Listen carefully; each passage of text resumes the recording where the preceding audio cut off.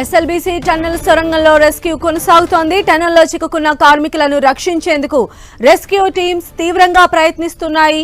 సొరంగంలో పరిస్థితులకు అనుగుణంగా route map సిద్ధం చేస్తున్నారు రెస్క్యూ అధికారులు. టన్నెల్ లోపల రెస్క్యూకి ఎలాంటి ఆటంకం తలెత్తకుండా ఎన్డీఆర్ఎఫ్ బృందం ప్లాన్ చేస్తోంది. మరోవైపు టన్నెల్ దగ్గర మెడికల్ క్యాంప్ ఏర్పాటు చేశారు.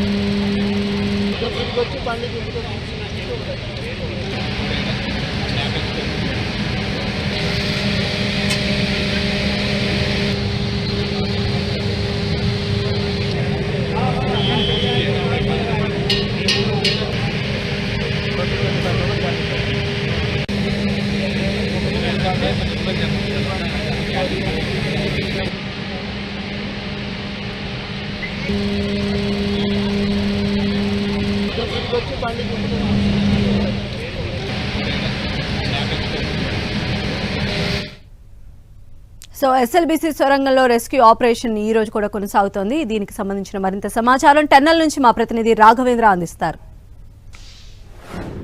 దోమలపేట ఎస్ఎల్బీసీ టన్నెల్ దగ్గర మనం ఉన్నాము. ఇప్పటికీ దాదాపు 3వ రోజు ఇది టన్నెల్ దగ్గర రెస్క్యూ ఆపరేషన్ కొనసాగుతుంది. వేగవంతంగా రెస్క్యూ ఆపరేషన్కు సంబంధించినటువంటి ఏర్పాట్లు అయితే మనం చూస్తున్నాము. ప్రస్తుతం టన్నెల్ దగ్గర ఏదైతే డిఫెన్స్ ఆర్మీకి సంబంధించినటువంటి సిబ్బంది, అదేవిధంగా మెడికల్ క్యాంప్స్ ఇక్కడ ఏర్పాట్లు చేయడం జరిగింది. కిట్స్ అన్ని కూడా ఇక్కడ రెడీగా ఉన్నవి. ఎప్పుడు ఏది జరిగినా ఇన్సిడెంట్కి మాత్రం వాళ్ళు ఎక్కడ కూడా ఆలస్యం చేయకుండా వేగవంతంగా చర్యలు చేపట్టేందుకు పూర్తి స్థాయిలోనూ ఏర్పాట్లు అయితే చేయడం జరిగింది. అయితే ఇప్పటికీ దాదాపు ఈ 48 గంటలు గడిచినప్పటికీ కూడా వారి ఆచూకీ మాత్రము లభించలేదు. టన్నెల్లోనూ ఏదైతే 14వ కిలోమీటర్ సమీపంలోనూ వేగవంతంగా అక్కడ ఆపరేషన్ స్టార్ట్ చేశారు. దానికి సంబంధించినటువంటి సామాగ్రిని అంతా కూడా మినీ ట్రైన్ ద్వారా అక్కడికి తీసుకెళ్లడానికి ఏర్పాటు చేసినట్టు కూడా తెలుస్తుంది. ఇక్కడ ఒక మినీ ట్రైన్ ఉంటుంది. డైలీ ఈ మినీ ట్రైన్లోనే వాళ్ళంతా కూడా సామాగ్రితో పాటు సిబ్బందిని అంతా కూడా తీసుకెళ్తారు. అందులో భాగంగానే ఈరోజు ఏదైతే లోపలికి వెళ్ళినటువంటి టీం బయటికి వస్తే తప్ప లోపల ఏం జరుగుతుంది ఏందనేది మాత్రం ఎలాంటి సమాచారం లేదు. అదేవిధంగా ఎన్డీఆర్ఎఫ్, ఎస్డీఆర్ఎఫ్, అదేవిధంగా సింగరేణి, హైడ్రా, నేవీ బృందం కూడా ఇక్కడ ఆపరేషన్లో పాల్గొన్నవి. అంతా కూడా వేగవంతంగా చర్యలు చేపడుతున్నప్పటికీ అక్కడ లోపల మాత్రం పరిస్థితులు అంత అనుకూలంగా లేవు. నిన్న మంత్రుల బృందం కూడా పర్యటించడం జరిగింది.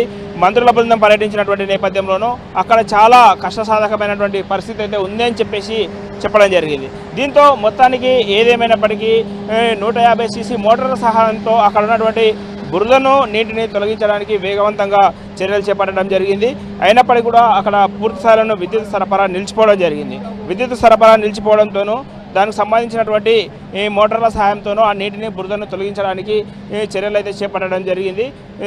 ఒక్కొక్క టీం వచ్చేసి లోపలికి వెళ్ళినప్పుడు అక్కడ ఉన్నటువంటి సామాగ్రితో పాటు వాళ్ళకి కావాల్సినటువంటి వసతులను కూడా పూర్తి స్థాయిలో ఏర్పాటు చేయడం జరిగింది. అదేవిధంగా ఎన్డీఆర్ఎఫ్ బృందం ఇక్కడ ఒక రూట్ మ్యాప్ చేస్తుంది. టన్నెల్లో ఎలా వెళ్ళాలి, లోపల టన్నెల్లో ఏ విధంగా ఉండబోతుంది, అక్కడ దానికి సంబంధించినటువంటి చర్యలు తీసుకోవడానికి ఎన్డీఆర్ఎఫ్ బృందం అంతా కూడా రంగం సిద్ధం చేస్తుంది.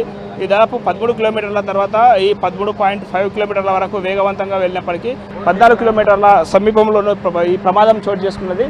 దీంతో అక్కడికి వెళ్ళిన తర్వాత లోపల పరిస్థితి ఏ విధంగా ఉంటుంది, దానికి సంబంధించినటువంటి సౌకర్యాలు, లోపలికి వెళ్ళినటువంటి టీం ఎలా అక్కడ ఆపరేషన్ స్టార్ట్ చేయాలనే దాని గురించి ఇక్కడ ఎన్డీఆర్ఎఫ్ బృందం అయితే ఒక రూట్ మ్యాప్ సిద్ధం చేసుకుంటుంది. రూట్ మ్యాప్లో పూర్తి స్థాయిలోనూ వాళ్ళకు కావాల్సినటువంటి అంచనాను వేసుకొని అక్కడికి కావాల్సినటువంటి సౌకర్యాలన్నీ కూడా ఏర్పాటు చేసుకున్నట్టు కూడా తెలుస్తుంది. అదేవిధంగా వైద్య బృందం కూడా పూర్తి స్థాయిలో వాళ్ళకి అందుబాటులో ఉంటుంది.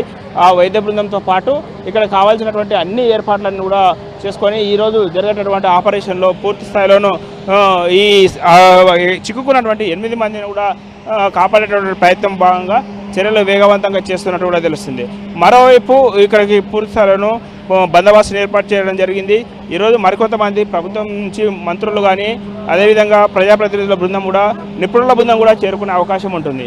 దీంతో మొత్తానికి 3వ రోజు కొనసాగుతున్నటువంటి రెస్క్యూ ఆపరేషన్పై ఇది ప్రస్తుతానికి ఇప్పుడు ఉన్నటువంటి అప్డేట్.